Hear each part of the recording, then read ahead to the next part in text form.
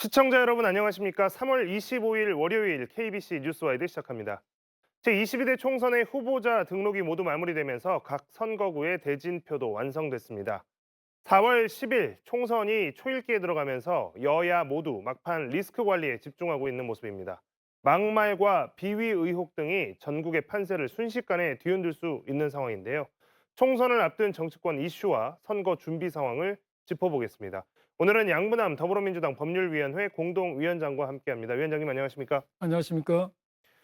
자, 이제 위원장님 더불어민주당 광주 서구 을 후보로 이제 예예. 확정이 됐고 예예. 예비 후보 꼬리표를 떼시고 이제 공식 후보가 되셨습니다. 예예. 지역민분들 만나면서 이런저런 이야기 많이 듣고 계실 예 텐데 그렇습니다. 지역 민심 뭐 한마디로 평가하자면 어떻다라고 예. 보십니까? 먼저 저를 공천 후보가 될 수 있도록 공천자로 뽑아 주신 우리 서구을 지역 주민들에게 감사의 말씀을 드립니다. 지역 주민들을 만났을 때 저희가 하는 말씀은 딱 두 가지로 요약할 수가 있어요. 첫째는 어 이번 총선에서 윤석열 정권을 매섭게 심판해 달라. 또 하나는 먹고 살기가 너무 힘들다. 민생 경제를 살려 달라는 말씀입니다. 네. 자, 정권을 심판해 달라. 그다음에 경제를 살려 달라. 이제 이게 뭐 특히 뭐 경제 문제 같은 경우에는 좀 민생과 직결되는 문제이기도 하고 또 정권 심판론이라고 하는 것은 야당의 주요한 이번 총선에 대한 프레임이기도 한데 아무래도 지역 민심이 이 부분에 크게 호응하는 것 같습니다. 검사 출신이시고 그동안 법률가로 활동을 쭉 해오셨는데 입법기관인 국회의원으로 후보로 이제 나서시다 보니까 자 이분은 어떤 정치를 하고 싶을까 궁금해하시는 분들이 많을 것 같습니다. 예. 어떤 정치를 꿈꾸십니까? 저는 검사와 변호사로서 한 30년 이상 생활했습니다. 그래서 이런 경험을 살릴 수 있는 상임위에 들어가서 의미 있는 입법 활동 하고 싶습니다. 제가 생각하고 있는 것은 경찰과 검찰을 포함한 수사기관의 개혁 또는 사법부 개혁에 관련된 법률을 만들고 싶고 또 우리 사회 많은 영역에서 입법 과제들이 산적해 있습니다. 그런 입법 과제들을 해결하는 그런 역할을 하고 싶은 게 제 희망입니다. 지난 정권에서도 이제 뭐 여러 가지 노력이 있었습니다만 수사기관 또 사법부에 대한 개혁의 가치를 좀 중요하게 생각하시겠다 이렇게 예예. 말씀을 듣겠습니다. 자 이제 또 근데 지역구로 나서셨다 보니까 우리 또 광주 서구 을 지역 주민들이 바라는 수건 사업이나 좀 현안들도 있을 것 같습니다. 많습니다. 예. 가장 시급하다라고 지금 음. 생각되는 지역 현안이 있다면 어떤 걸 지금 생각하고 계시나요? 우리 서구울에서 가장 현안은 교통체증 문제입니다. 지금 서구울에서 가장 큰 공사가 지하철 공사와 중앙공원 개발했습니다. 그래서 지하철 공사를 하면서 교통이 체증되고 중앙공원 개발하면서 교통이 체증되는 이 문제를 해결해야 되고 덧붙여서 말씀드리면은 지하철 공사로 인해서 직접 손해가 있고 간접 손해가 있어요. 직접 손해는 손실을 직접적으로 계산해 계셔서 보상이 되고 있는데 간접 손실은 현재 보상이 되고 있지 않습니다. 이런 보상 문제도 매우 시급하고 또 늘 문제됐던 우리 마라톤 탄약고 이전 문제가 잘 되다가 원래 탄약고 이전이 2025년까지 완전 이전이 돼야 됩니다. 그런데 군공항 이전법이 통과됨으로써 국방부에서 군공항과 함께 탄약고를 이전하자. 그래서 이제 중단된 상태인데 가장 시급한 문제는 마루코 탄약을 이전해서 그 이전 부지를 활용하는 문제. 군공항 이전이 더 빨리 정해서 음. 군공항을 빨리 이전하는 문제가 우리 서구울 주민들의 수건 사업이지 않나 생각이 듭니다. 네. 자, 민주당 이제 뭐 공천이 끝났습니다만 민주당 공천 과정에서 국민의힘의 뭐 조용한 공천이다. 특히 선거 초반, 공천 초반에 좀 이제 국민의힘과 대비되기도 했고 그래서 뭐 이 갈등과 후유증을 많이 남기지 않겠느냐 이런 우려도 실제로 음. 많았는데요. 또 치열한 경선을 뚫고 예예. 오셨으니까. 자, 공천이 마무리가 된 현재 그 갈등이나 이런 것도 좀 많이 봉합됐다고 보시나요? 당내 분위기는 또 어떤지도 궁금합니다. 이 공천이 끝난 지금 시점은 당내 분위기는 이제 4월 10일 총선 승리를 위해서 단일 대우로 전부 봉합됐다고 생각이 듭니다. 그런데 저도 그 언론에서 많이 봤어요. 친명 횡재, 비명 행사 이런 용어는 전혀 사실과 다른 어떻게 보면은 민주당의 공천을 흠집내기 위한 프레임으로 보입니다. 친명 중에서도 공천 받지 못한 사람 많습니다. 비명 중에서도 공천 받고 더 나아가서 단수 공천 받은 사람도 많습니다. 이거 어디까지나 시스템형 공천이었고 당원과 여론의 뜻을 반영한 공천이었습니다. 네. 자, 공천과 후보 등록까지 마감되면서 이제 본격적인 선거 운동 일정을 앞두고 있는데요. 지난 주말에 민주당에 한 가지 악재가 있었습니다. 이번 총선에서 캐스팅 보트로 꼽히는 충청 지역의 주요한 선거구 중 한 곳인 세종시 갑 선거구에 민주당 후보가 후보에 대한 공천을 전격적으로 취소했습니다. 이제 민주당 후보가 없이 그 지역은 선거를 하게 됐는데요. 어떤 일이 있었는지 또 여기에 대한 민주당의 입장은 무엇인지 이재명 대표의 발언을 보고 이야기 이어가도록 하겠습니다. 아파트 한 채하고 무슨 오피스텔 하나만 당에다가 신고를 했다고 합니다. 당으로서는 제출된 게 왜 있는지를 조회할 방법이 없어요. 당과 국민에게 속인다든지 이렇게 하는 사람들은 우리가 의석을 잃는 한이 있더라도 국회로 들어오게 해서는 안 된다. 팔을 하나 떼내는 심정으로. 네. 아무래도 이제 그 민생과 굉장히 민생과 밀접하니까 예민한 부동산 문제, 갭 투자 관련된 문제이기 때문에 악재인 것은 확실한 것 같습니다. 뭐 하지만 이제 이재명 대표는 의석을 잃는 한이 있더라도 공천을 하지 않겠다 또 이렇게 이야기를 하면서 긴급하게 진화에 나선 모습인데요. 자 이제 쉽지 않은 결정이었을 것 같기도 하고요. 공천을 예, 철회했다는 그렇죠. 것이. 예. 이제 이 결정은 어떻다고 보십니까? 저는 매우 잘했다고 봅니다. 먼저 이런 우리가 의석 하나를 포기하게 됐지 않습니까? 철저한 공천 때 심사를 했었다라면은 또 아쉬움이 남아요. 어찌 됐든 중요한 4월 10일 전투를 치러야 되는데 전사 한 명을 잃은 겁니다. 이 점에 있어서는 국민 여러분께 대단히 송구스러운 마음이 있어요. 근데 우리 대표님께서 말씀하신 것처럼 공천 과정을 얼마든지 속일 수가 있어요. 공천 심사 과정에 조사 권한이나 수사 권한이 없지 않습니까? 근데 다행히도 이번에 레드팀을 가동해 가지고 이걸 발견했어요.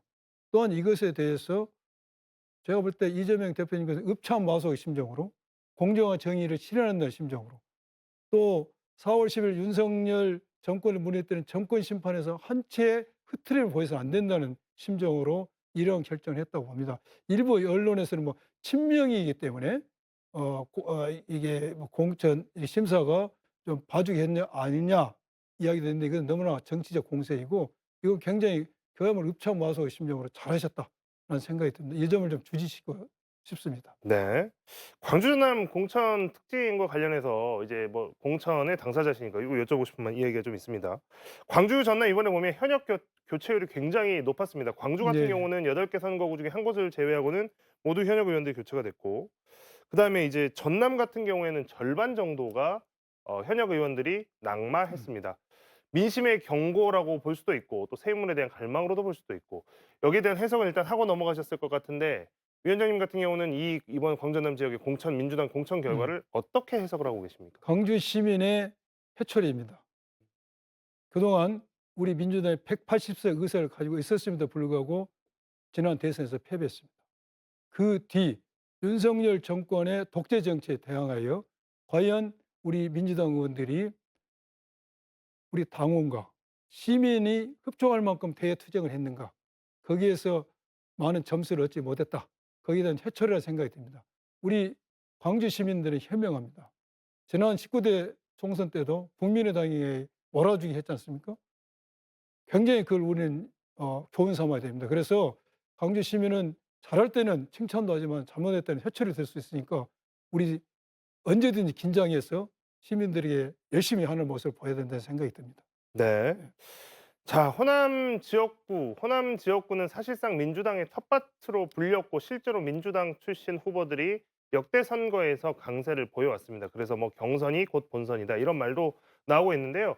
최근에 이게 비례정당 선거 관련해서 뭔가 변수가 생겼습니다. 바로 비례대표만 후보를 내기로 한 조국혁신당이 전국적으로 돌풍을 일으키고 있는 건데요. 조사마다 차이가 좀 있지만 비례정당 지지율이 20% 이상 꾸준히 나오고 있는 것은 사실인 것 같습니다. 특히 호남 지역에서 이 조국혁신당에 대한 지지율이 민주당이 주도하고 있는 더불어민주연합보다 훨씬 높게 나오고 있는 것도 최근의 여론조사를 통해서 확인되고 있습니다. 자, 이 조국혁신당과 민주당의 관계 설정이 어떻게 될지도 좀 궁금하고 실제로 이제 본격적인 음. 선거 운동에 돌아가면 이 조국혁신당에 대한 지지율과 민주당의 지지율 관계가 지금처럼 고착화될지 아니면 조금의 변동이 있을지 이것도 좀 궁금한데 그 부분에 대해서는 위원장님께서는 어떻게 예상을 하십니까? 궁금하죠. 저희들도 조국 혁신당에 대한 지지율이 어느 정도는 있을 거다. 그렇지만 이처럼 가파르게 오를 줄은 예상하지 못했습니다. 그런데 왜 그러면 이렇게 조국 혁신당에 대한 지지율이 오를 건가? 여기에 대해서 저희들이 이제 제가 분석을 해보면은 우리 민주당은 수권 정당이지 않습니까? 그래서 중도층도 고려를 해야 돼요. 그러다 보니까 메시지가 선명하지 못할 때가 있습니다. 그래서 이쪽 지역민들은 진보 개혁의 정치 의식이 강하지 않습니까? 그런데 조국 혁신당은 그런 메시지가 매섭지 않습니까? 예를 들어서 한동훈 특검을 하겠다. 음. 뭐 내가 감옥에 가고 나면 그다음에 물려주는 있더라도 끝까지 투쟁하겠다. 이런 선명한 메시지를 던지기 때문에 이쪽 지역민들이 거기에 많이 호응을 한 것 같아요. 그런데 굉장히 중요한 것은 우리 유권자들이 관심 있게 또 주의 있게 생각의 문제가 있습니다. 우리 민주당만으로 일당이 되고 과반석을 차지해야 됩니다. 그렇지 못하면은 국회의장도 국민의힘이 됩니다. 또 더욱 중요한 것은 이 정부가 모든 권력을 장악했어요. 남은 게 입법부입니다. 입법부까지 장악이 되면은 이제 정말로 독재 정치를 하는데 우리 민주당이 과반을 차지하고 일당이 되어야지만 신속하게 이 독재 정치에 대응할 수가 있는데 만약 조국 혁신당이 뜸으로써 우리 민주당이 과반석을 혼자 차지 못하는 경우가 된다. 그러면 일단 필요한 결정을 할 때 조국 혁신당의 도움을 필요해야 되지 않습니까?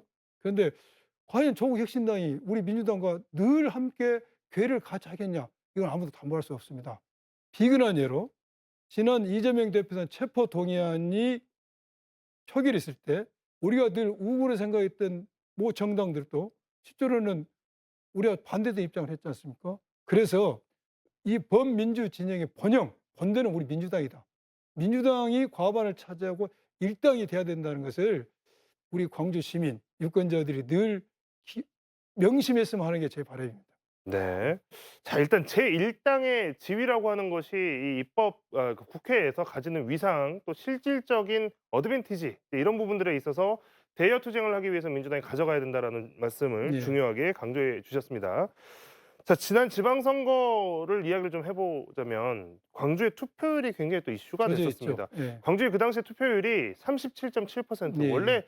광주나 전남 지역이 모든 선거에서 다른 지역 전국 평균보다 투표율이 높았던 지역으로 많이들 알려져 있고 또 거기에 대한 자부심도 실제로 이제 그렇죠. 시민들이 예, 지역민들이 예. 갖고 있었는데 지난 지방선거에서 사실 40%도 안 되는 투표율이라고 하는 것은 좀 이게 명성에 좀 흠집이 날 만한 그런 그렇습니다. 일이었습니다. 예, 예. 이게 이제 민주당의 잘못일 수도 있고 또 유권자들의 냉담일 수도 있고요. 자, 그런 면에서 조국 혁신당의 등장으로 자칫 지역구만 생각하면 너무 한쪽으로 민주당 출신 후보들만 될 수 있는 환경에서 조국 혁신당에 나와서 민주당이랑 경쟁하는 모습을 보이면 조금 더 이 투표율을 끌어올리는 데는 도움이 되지 않을까라는 분석도 있는데 이 분석에 대해서는 어떻게 생각하십니까? 제가 그 분석에는 동의를 합니다. 일단 민주당만을 위한 투표라면 안 갈 수도 있죠, 투표장에. 조국 혁신당의 비례당을 표를 몰아주기 위해서 투표장에 옵니다. 그럼 이분들이 온 김에 지역구는 민주당을 찍어줄 것이다. 굉장히 저한테 유리하고 나쁘지 않다는 생각이 듭니다. 그렇기 때문에 조국 혁신당이 우리 우군이라는 생각이 들거든요. 그러나 또 제가 강조한다면은 우리 민주당이 단독으로 일당이 되고 과반을 차지하지만 효율적인 대투쟁이 가능하다. 이걸 꼭 명심해 주시는 게 제 바람입니다. 네. 자, 총선을 앞두고 지금 정치판을 흔들고 있는 이슈들을 좀 살펴보겠습니다. 여당 입장에서 악재가 지금 사실 계속되고 있습니다. 이게 어느 순간부터 뭐 한 2주 전까지만 해도 국민의힘 또 이 비대위원장인 한동훈 위원장의 일거수일투족이 뉴스 기사화되면서 뭔가 이 총선 전국을 주도하고 있는 느낌이 들었는데 지금은 뭔가 악재가 터지고 나면 이걸 수습하기에 바쁘다라는 느낌을 주고 있습니다. 먼저 이종섭 주 호주 대사 이야기를 해보자면 이게 따가운 여론에 떠밀려서 부임한 지 10여 일 만에 귀국을 하긴 했습니다만 여전히 뜨거운 감자입니다. 국민적인 안타까움을 줬던 해병대 최상병 사망 사건과 관련한 수사 과정에 외압을 행사했다 이런 의혹이 일면서 공수처 수사가 진행 중인 가운데 핵심 피의자 신분인 이 전 장관을 호주 대사로 임명을 강행한 상황입니다. 이 과정에서 출국 금지까지 풀어준 게 드러났는데요. 검사 출신이시다 보니까 이제 이런 이야기를 볼 때 야 이거 말이 된다 안 된다 이걸 너무나 말이 잘 안 아실 것 되죠. 같아요. 어떻게 보셨습니까? 너무나 말이 안 되고 방금 말씀하신 것처럼 이것은 작년 폭우로 인한 수해 현장에서 실종자 수색 작업을 하던 최상병이 사망을 했어요. 순직을 했습니다. 근데 이 책임이 어느 범위까지 있냐를 수사하는 것에 축소를 시키려는 외압이 있었다는 혐의로 당시 국방장관 이종섭이 이제 수사 타석이 된 겁니다. 업생 영장을 보면은 피혐의자 이종섭 죄명 직권남용죄로 돼 있어요. 그리고 출국금지 해놨습니다. 이런 사람을 대사로 임명하고 출국금지를 해제하는데 해제하는 과정에서 공수처는 해제하면 안 된다고 의견을 냈습니다. 근데 그런 의견도 무시하고 해제했어요. 그리고 이것이 자꾸 문제가 되니까 대통령에서 현안 관련 설명서라는 제하에 이 보도자를 냈습니다. 거기에 보면은 공수처에서도 출국 금지 해제하는데 동의했다는 취지로 발표를 했습니다. 여기에서 공수처에서도 아니 나는 한 적 없다고 말을 하지 않습니까? 이거 굉장히 문제가 심각한 현상입니다. 그래서 얼마 전에 우리 민주당에서는 윤석열 대통령과 조태열 장관, 기타 또 다 박성재 장관 뭐 이런 분들을 직권남용죄, 범인도피죄, 허위공문서 작성 행사죄로 지금 고발했습니다. 공수처에. 이거 굉장히 중대한 문제입니다. 만약 윤석열 대통령이 이런 문제에 개입돼 있다면은 범인 도피를 시킨 것이 되기 때문에 탄핵까지도 갈 수 있는 상황입니다. 그래서 이 문제는 정말로 우리가 전 국민이 예의주시하게 지켜봐야 될 문제라고 생각이 듭니다. 지금도 많은 분들이 이제 관심이 있어서 또 궁금한 것도 예. 사실 많으실 텐데 방금 이제 뭐 범인 도피 이것도 이제 죄가 된다라고 그 고소를 했다라고 고발을 했다고 하셨는데 이거를 지금 이제 나라에서 정식으로 대사로 발령을 낸 건데 고위 공무원으로 발령을 낸 건데 이게 범인 도피죄가 성립이 가능한 건가요? 이제 이 부분 궁금할 가능하죠. 겁니다. 예. 예. 죄를 지었다고 의심받는 사람을 출국 금지를 해제하고 외국으로 보낸 것 자체는 전형적인 범인 도피죠. 음. 네. 자, 이종섭 대사가 그래서 귀국을 했는데 자, 귀국하자마자 나를 소환 조사해라. 이렇게 소환 조사 촉구서를 제출했다고 합니다. 여당은 또 한동훈 비대위원장은 공수처와 민주당이 총선을 앞두고 정치질을 한 것이다. 이렇게 이야기를 하면서 정부 여당은 이제 이종섭 대사를 귀국시켰으니 할 일은 끝났다. 이렇게 반응을 보이고 있습니다. 하지만 공수처는 당분간은 조사하기 어렵다. 이렇게 입장을 내놨는데요. 지금 이제 이 대사가 들어와서 나 빨리 조사해라라고 이제 소환서를 이렇게 촉구한 것과 공수처에서 이제 지금 당장 조사하기는 어렵다 이렇게 반응을 낸 것, 이거는 어떻게 받아들이면 되겠습니까? 이거 수사하는 사람들은 빨리 수사에서 종결해 달라는 국민의힘 측과 이종섭 대사의 말이 안 되는 소리입니다. 공수처에서 이거 수사하려면은 공수처 모든 수사기관이 수사를 하려면은 압수물 분석도 해야 되죠. 또 이종섭 대사를 조사 이전에 필요한 그 관련 있는 조사가 다 돼야 됩니다. 상당한 시일이 소요됩니다.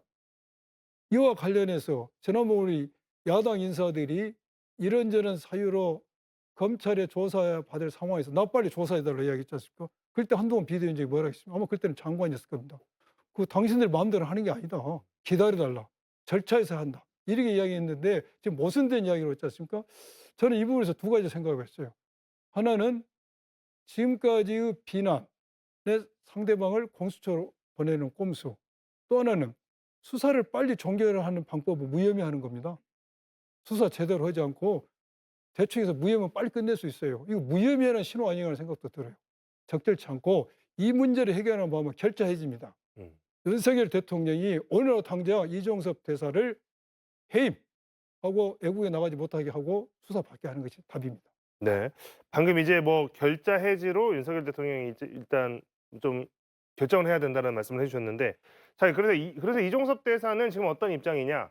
일단 귀국한 것에 대해서는 방산 공관장 회의 때문에 귀국했다. 이제 이렇게 공식적으로 입장을 냈고, 그다음에 총선이 끝나기 전까지 호주로 복귀하지 않겠다. 물론 이제 나가면 이제 일이 더 커지겠죠. 비난 여론이 더 그렇죠. 들끓을 예. 것이고. 자, 그러면 이게 앞으로 이 이종섭 대사와 관련되어 있는 것들은 이 수사나 이런 처분이나 행정적 처분이나 어떻게 진행이 돼야 이게 명백하게 이게 좀 해소가 될 수 있겠습니까? 지금 제가 생각할 때는 이종섭 대사는 수사가 끝날 때까지 나갈 수 없습니다. 또 나가지도 못할 상황입니다. 현재 총선 전에 나가면 국민이 아주 악재죠. 그렇다고 해서 총선 끝나면 바로 출국금지 해제라든지 다른 조치를 취해서 지난번 보낸 것처럼 보낼 수도 없는 상황이 돼서 이제 이종섭 대사는 공수처의 수사가 종결될 때까지 상당한 기간 국내에 있을 수밖에 없는 상황이고, 공수처에서는 수사를 명명백백하게 해서 혐의를 한 점 의혹 없이 가려야 될 의무가 생겼습니다. 또한 이것만이 공수처의 존재 의미가 있는 것이고 존재 가치를 드러낼 수 있는 좋은 기회라고 저는 생각이 듭니다. 네. 자, 이 관련해서 좀 한 가지 더 말씀을 듣다 보니까 의문이 좀 생기는 것은, 그렇다면 장기간 동안 호주 대사의 역할을 예. 수행하지 못할 가능성이 커 보이는데. 그래서 해임을 시키고 다른 사람을 임명해야 되지 않겠습니까? 음. 자, 그리고 이제 또 하나 궁금한 것은 그렇다면 이제 이게 반대로 이제 공수처에서 사전 조사들 그 수사 이 대사와 관련돼 있는 본격적인 수사를 하기 전에 아까 말씀하셨던 압수물 분석이라든지 참고인들 조사라든지 이런 과정들을 마치고 나서 본격적으로 인제 할 때 혹시 이 대사 측이나 정부 여당에서 이 수사를 차일피일 미루거나 할 수 있는 방법이나 가능성은 없을까요? 방법은 있죠.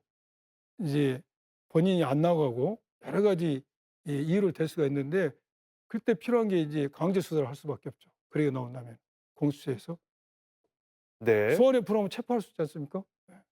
혹시 그러면 마지막으로 이거 관련해서 이번 총선의 결과가 이 네. 수사에도 영향을 미칠 수 있을 거라고 생각하십니까? 총선의 결과가 수사에 영향을 미치면 우리나라는 후진국입니다. 음. 또 공수처가 있어야 할 의미도 없습니다. 네. 네. 명쾌한 답이 된 것 같습니다. 자, 다음 이제 또 하나 이슈죠. 총선 전국에서 또 큰 이슈 중에 하나가 바로 의대 정원을 둘러싼 정부와 의사협회 또 의사들 간의 갈등 문제입니다. 이게 지금 의대 정원 문제도 심각합니다. 정부가 지금 한 달 넘게 협상 없다라고 해왔고 지난주에는 교육부를 통해서 대학별로 이제 증원될 그 의과 대학의 정원까지 배정을 해버린 상태입니다. 여당도 그동안에 이제 별다른 입장을 보이지 않았습니다만 어제 갑자기 한동훈 국민의힘 비대위원장이 이 문제와 관련한 중재자로 나섰습니다. 당정의 기류 변화가 좀 보이기도 하는데요. 오늘 뭐 대통령이 또 한덕수 국무총리한테 뭔가 대화와 네. 타협을 지시하는 듯한 메시지도 예, 예. 내보냈고 어떻게 보셨습니까? 이런 일련의 과정들을. 지금 의대 정원 문제가 아주 한 이슈지 않습니까? 그런데 의대 정원 문제가 왜 대두되었는지 지역 필수 의료가 부족하다 보니까 의대 정원을 늘려야 된다는 국민의 공감대가 형성된 건 맞아요. 그렇지만은 이것을 의대 정원을 늘리더라도 지원을 하더라도 절차와 과정이 중요하지 않습니까? 당사자들인 의사들과 많은 어떤 소통이 필요한데 정부가 일방적으로 매년 2천 명씩 늘리다고 발표를 했습니다. 그러다 보니까 전공의들이 사직을 하고 26일부터 전공의들 면허행정 처분이 이제 들어가지 않습니까? 오늘부터는 전국 의대 교수 협의회에서 그 교수 또 사직을 하겠다 나왔습니다. 그러면 갑자기 이제 선회를 했어요. 유연하게 대처하겠다라고 한동훈 비대위원장이 해결사로 이제 등장을 한 겁니다. 당 정부와 의정의 갈등을 봉합하는 해결사로 백마를 탄 기사처럼 나타났어요. 그래서 전국 의사협회와 창구를 만들었습니다. 그건 굉장히 바람직하고 좋은 일이고 이것이 잘 되기를 바라고 있습니다. 저도. 그런데 잘 안 될 것 같아.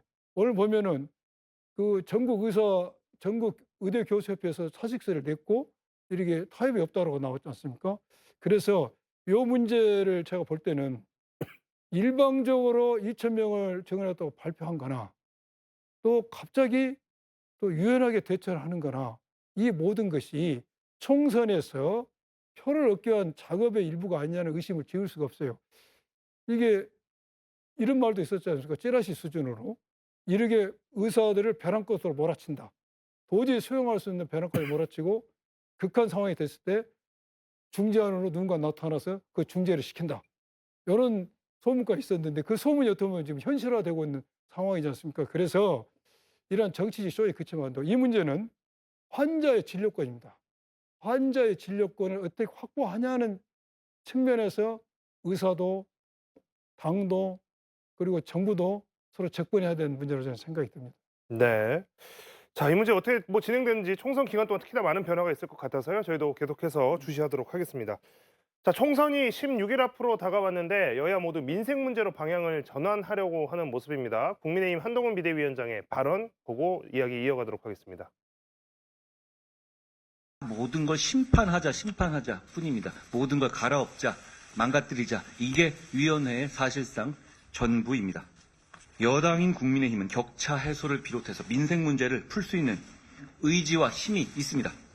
정부와 당은 국민 앞에 원팀이고 우리의 환상적인 팀플레이가 동료 시민의 삶을 윤택하고 풍요롭게 만들 것이라고 생각합니다. 네, 방금 발언에서 보고 오셨듯이 이제 민생 이야기를 이제 공식 선거운동 앞두고 본격적으로 국민의힘에서 여당에서 꺼내고 있는 것 같습니다. 이게 취임 후에 줄곧 이 한동훈 비대위원장이 운동권 심판론이라고 그렇죠. 하는 프레임을 예. 가지고 지금 야당을 압박해 왔고 또 선거 운동에 활용을 해 왔는데 이제 민생 문제로 돌아가자. 이제 이런 이야기들을 좀 적극적으로 메시지 예, 전해라는 예, 것 같습니다. 예, 어떻게 예. 보셨습니까? 지금 윤석열 대통령은 해묵은 이념 논쟁을 해왔습니다.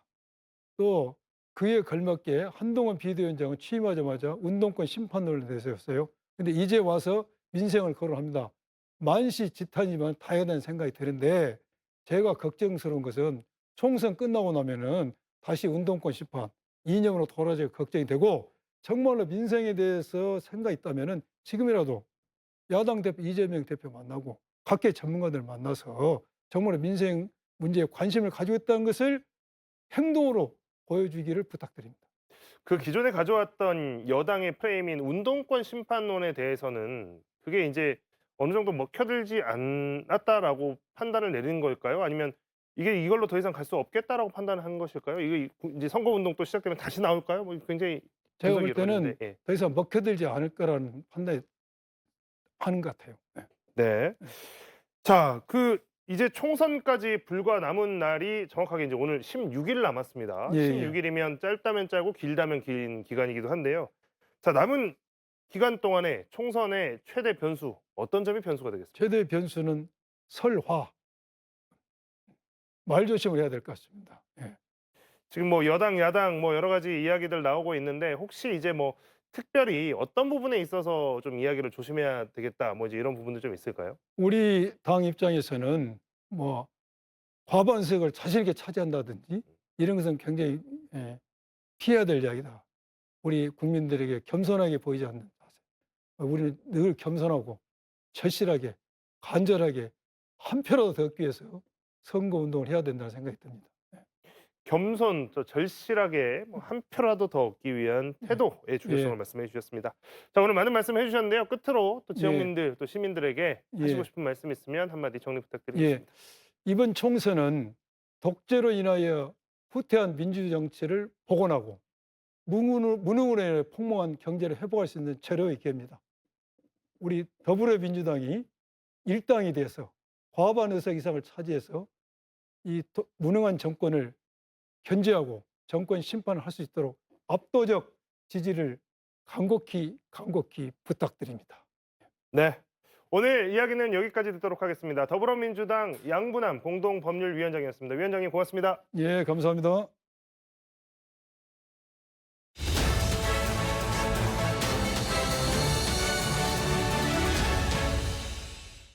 서울광역방송센터입니다. 40총선이 이제 보름여 앞으로 다가왔습니다. 이번 22대 국회의원 선거 비례대표엔 모두 38개 정당 253명의 후보가 등록해 5.5대 1의 경쟁률을 보이고 있습니다. 비례투표용지 길이만 51.7cm, 역대 최장이라고 하는데 여의도 초대석 비례정당 돌풍을 일으키고 있는 조국혁신당 비례후보 10번을 받은 차규근 전 법무부 출입국 외국인 정책본부장과 함께 관련 얘기 해보겠습니다. 본부장님 어서 오십시오. 네, 안녕하십니까. 차규근입니다. 보니까는 이태원 참사 배지인 것 같은데 나머지 하나는 어떤 배지인가요? 배지 두 개 달고. 네네, 오송 참사 배지인데 그 대표적으로 네. 그 하나를 이렇게 했습니다. 뭐 달고 다니시는 특별한 이유가 있을까요? 그 네. 이태원 참사나 오송 참사는 네. 정부가 없었습니다. 다시는 그런 비극이 발생하지 않도록 하는 그런 각오를 다진다는 의미에서 배지를 달고 있습니다. 정부가 없었다. 참 여러 가지 생각을 하게 하는 말인 것 같은데 김학의 전 법무부 차관 불법 출국 금지 관련해서 뭐 기소당하셨는데 1심에서 지금 무죄 받으셨죠? 먼저 그 불법이란 말은 좀 어폐가 있습니다. 네네. 당시 언론에서 그렇게 이제 네이밍을 했는데 네네. 불법 아니었고요. 1심에서 제가 다 무죄를 받았습니다. 한동훈 법무부 장관 시절 직위 해제 처분을 받으셨는데 네, 이것도, 2022년 5월 17일로 기억하는데요. 한동훈 장관께서 취임하자마자 네. 그 당시 그 이성윤 고검장 등 네. 좀 이렇게 마음에 들지 않는 좀 적대적인 관계에 있는 고위 검사들을 네. 법무연수원 연구위원으로 좌천 인사 조치를 했습니다. 그러면서 법무연수원 연구위원 이미 저는 가 있었는데 네. 연구위원 정원 초과 논란이 생겼습니다. 그 부랴부랴 저를 네. 자기의 장관 정책 보좌관으로 발령을 하면서 바로 직위 해제를 했습니다. 매우 좀 이상한 좀 약간 이해가 안 되는데 보통 법무연수원 연구위원은 예. 뭐 이렇게 좌천받아서 간다는 인식이 그렇습니다. 있잖아요. 그래서 지난달에 제가 1심 직위해제 취소 청구 소송 1심에서 제가 네. 승소 판결을 받았는데 그 판결문에도 보면은 법무연수원 연구원에 이미 가 있고 네. 연구위원으로 10개월 동안 가 있는 동안에 공무집행의 공정성을 의심할 만한 사유가 없다. 네. 그래서 직위해제 사유가 없는데도 불구하고 직위해제한 것은 위법하다라고 해서 저희 손을 들어주었습니다. 아니 좌천돼서 가 있는데 그걸 다시 좌천돼 가 있는 직위를 또 해제했다. 네, 그렇죠. 저로서는 뭐 이중의 불이익을 뭐 급여도 월 한 200만 원 가까이 적게 받았고요. 그리고 법무연수원 연구위원은 쉽게 말하면 유배지입니다. 네. 아무런 직무 집행을 하지 못하는 좀 그런 그 좌천되는 사실 유배지거든요. 근데 뭐 아무튼 2심과 대법원 판결이 남아 있긴 하지만 어쨌든 1심 판결만 놓고 보면 본부장님에 대한 수사, 기소 그리고 뭐 징계 뭐 이런 거 다 부당하다는 거잖아요. 네, 지금까지 뭐 작년에 1심 형사 재판에서 다 무죄를 받았고요. 이거는 얘기를 하려면 너무 길어질 것 같고. 그 서울대 법대 졸업하셨고 지금 사법연수원 24기인데 지금 저는 저 네. 검사 출신은 아닙니다. 저는 네. 대학교 1학년 때 전태일 열사 평전을 읽고 네. 그때 좀 많은 눈물을 흘렸습니다.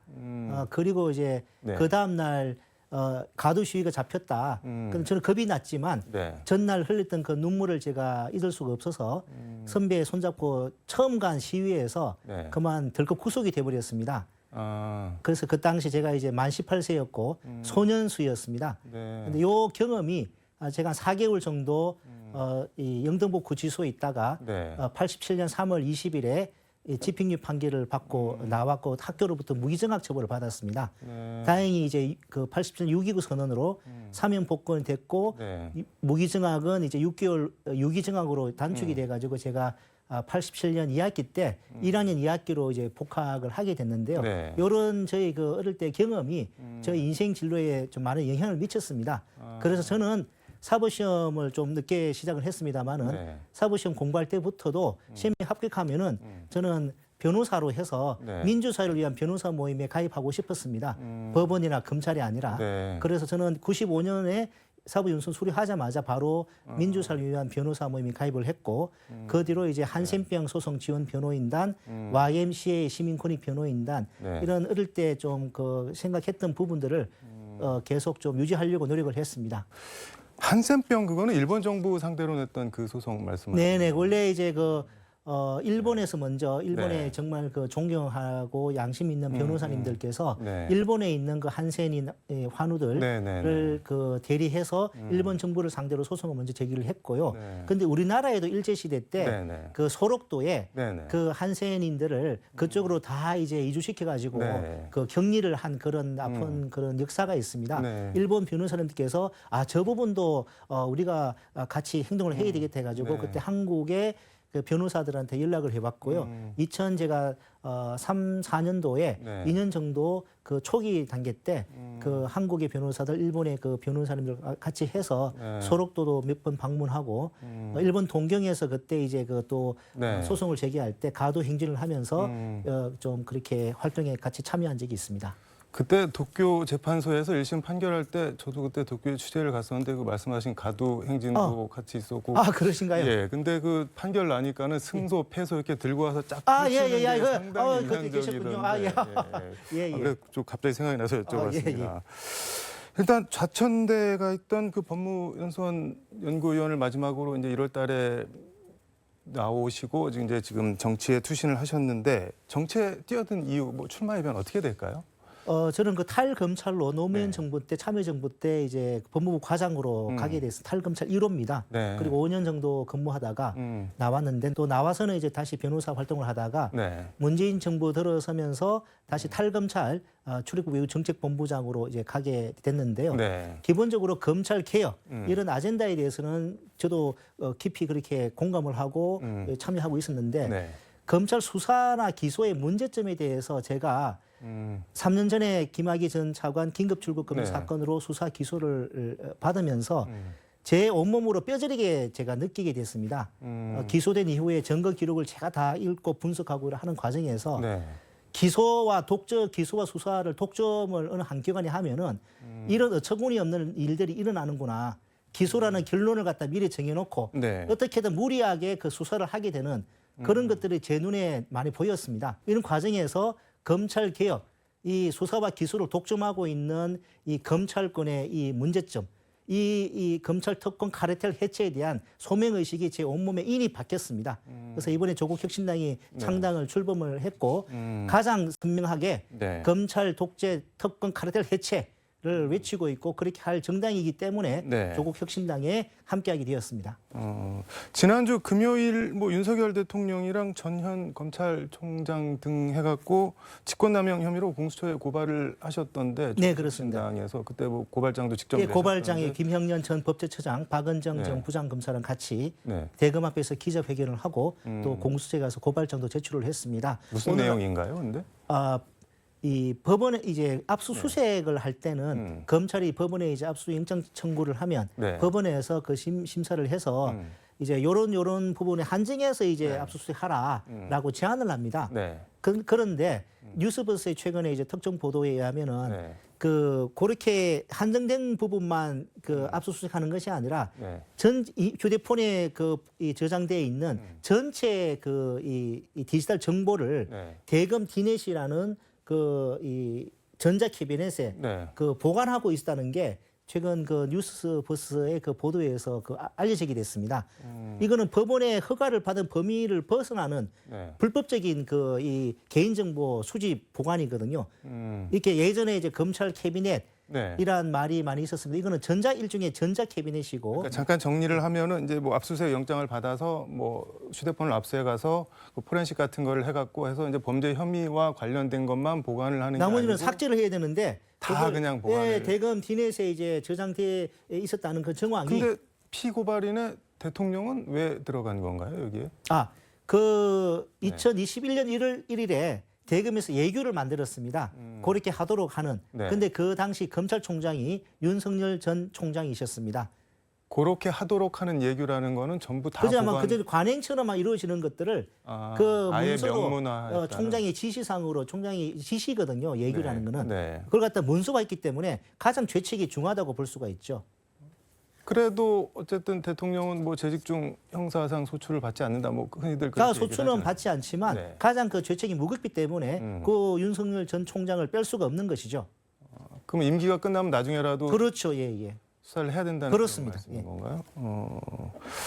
근데 또 뭐 반대쪽에서 보기에는 선거 앞두고 꼭 뭐 이렇게 해야 되는 거 아니야? 네. 뭐 정치 공세 아니냐 이렇게 볼 수도 있을 것 같은데 어떻게 보세요? 그 선거 앞두고 이걸 하지 않으면 언제 이걸 또 문제 삼겠습니까? 그런가요? 예. 아니 선거를 앞두고 해야지 예. 문제가 삼아지는 건가요? 이게 그러면은 어떻게? 그것이 되는 아니라 네. 중대한 민간인 사찰 이게 혐의가 있는 범죄 행위지 않습니까? 네. 가장 그리고 윤석열 대통령께서 그 얘기를 만드셨습니다. 그걸 가만히 있을 수가 없는 것이죠.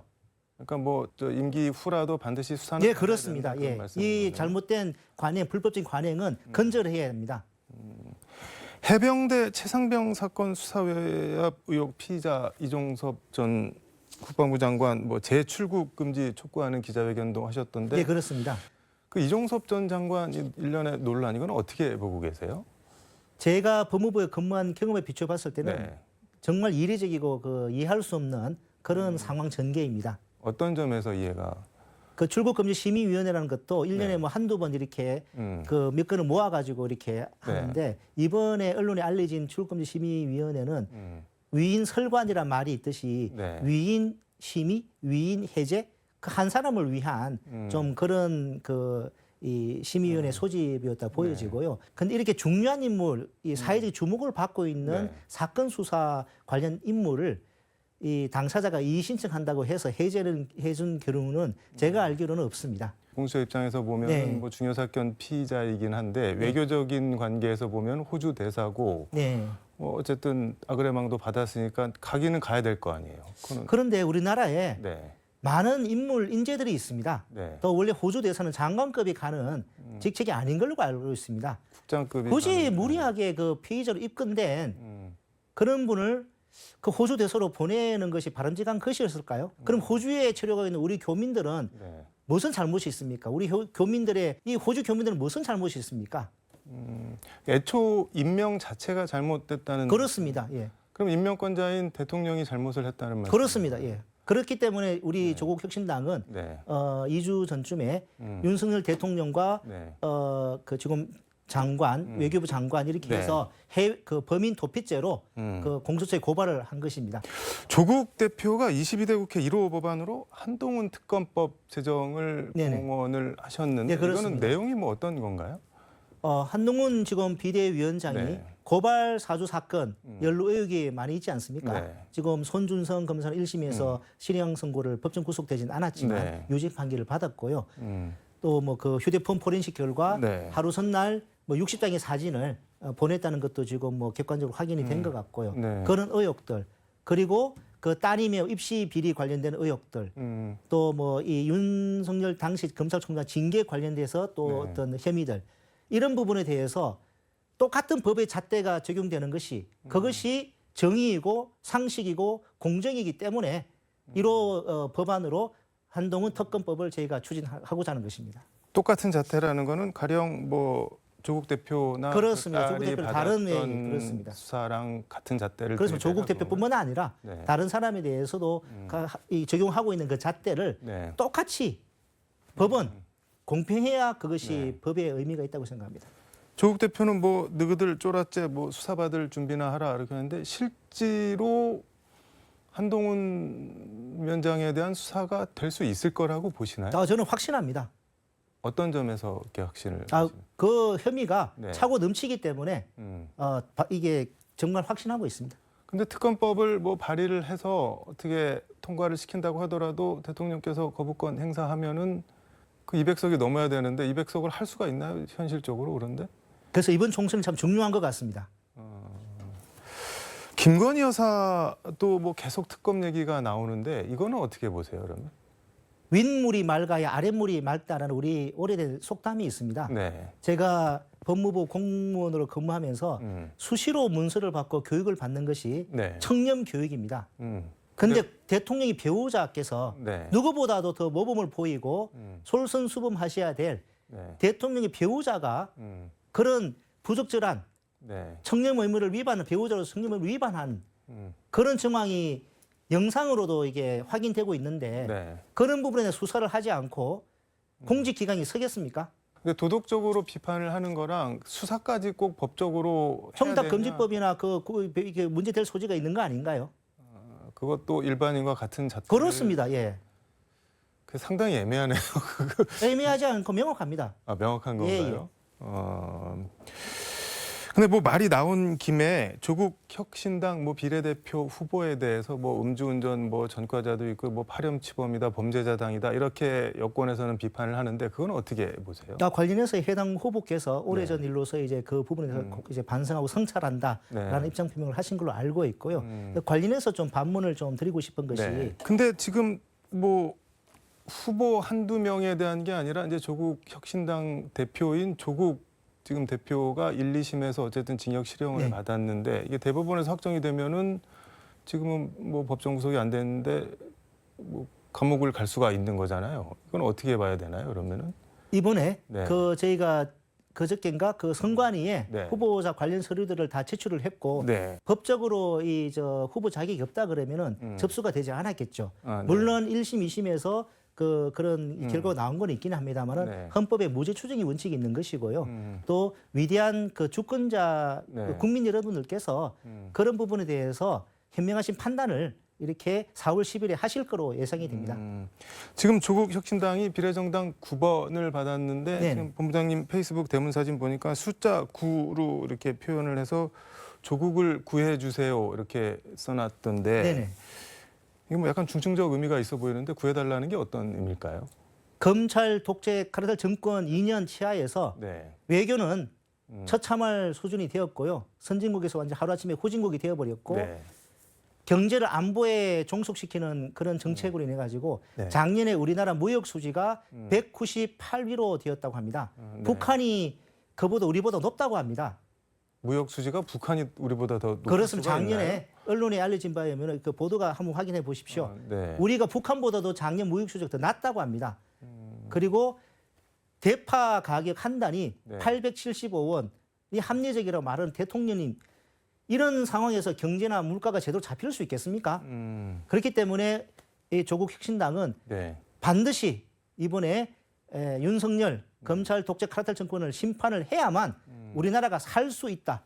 그렇기 때문에 조국 혁신당의 번호 9번을 계속 우리가 잊지 않고 이렇게 찍어 주십사 하는 차원에서 제가 도탄에 빠진 개인 조국이 아니라 검찰 독재 정권에 의하여 네. 붕괴 위기에 처한 우리 조국을 구해 주십사 하는 의미에서 네. 조국을 구해 주십시오 이렇게 한 것이고요. 저 개인적으로도 네. 좀 그 결연한 의지를 다지는 차원에서 이름을 바꿨습니다.